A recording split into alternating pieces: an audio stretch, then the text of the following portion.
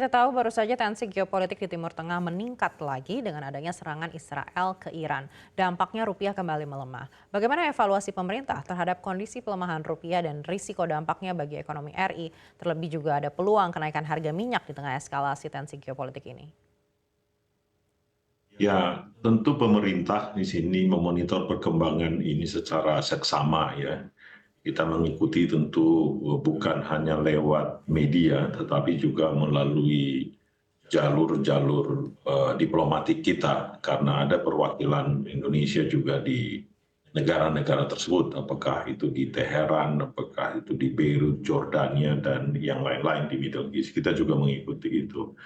Tentu di perkembangannya yang semua orang tidak menyukai mestinya ya, perkembangan yang terbaru ini di mana akhirnya Israel meretaliate lagi atau menyerang Iran. Ini adalah perkembangan yang terbaru yang baru beberapa jam lalu kita tahu, dan dampaknya tentu akan kemana-mana. Seperti biasa, pasti orang mencari safe haven, tempat berlindung yang aman, kira-kira begitu.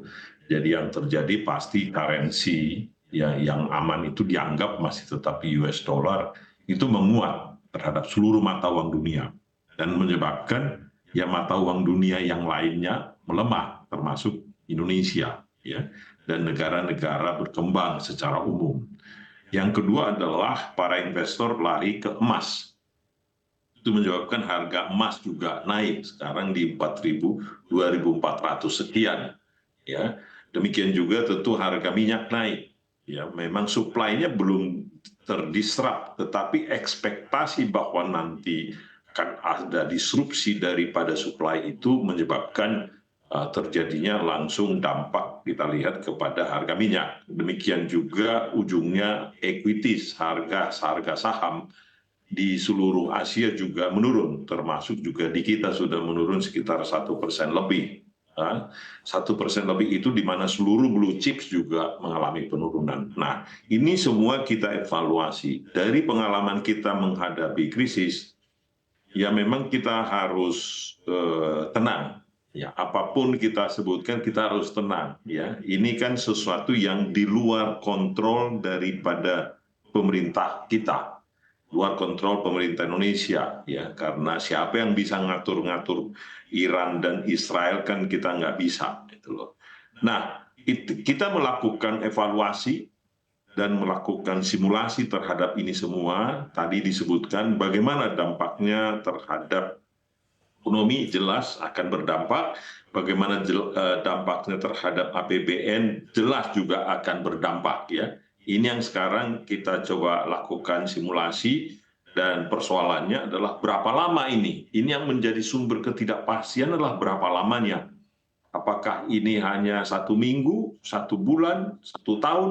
Nah, ini yang menjadi faktor yang paling sulit kita prediksi ya. Jadi uncertainties di sini ini yang memang menjadi persoalan. Dampaknya terhadap pertumbuhan menurut kami itu relatif akan sangat kecil ya. Akan ada dampaknya tetapi relatif kecil, dan itu akan menunggu. Artinya kita akan melihat dampaknya itu mungkin beberapa bulan ke depan, 3 bulan, 6 bulan ke depan. Tapi yang kita concern, dan itu adalah memang hal yang wajar, yang terjadi adalah langsung mempengaruhi psikologi daripada orang, psikologi daripada investor. Nah, itulah sebabnya langsung berdampak kepada tadi apakah itu kurs, apakah kepada tadi harga minyak, dan juga terhadap saham. Itu yang kita lihat sekarang, dan inilah sebetulnya yang sekarang kita coba monitor, dan tentu pemerintah dalam hal ini akan merespon dengan secara optimal nantinya.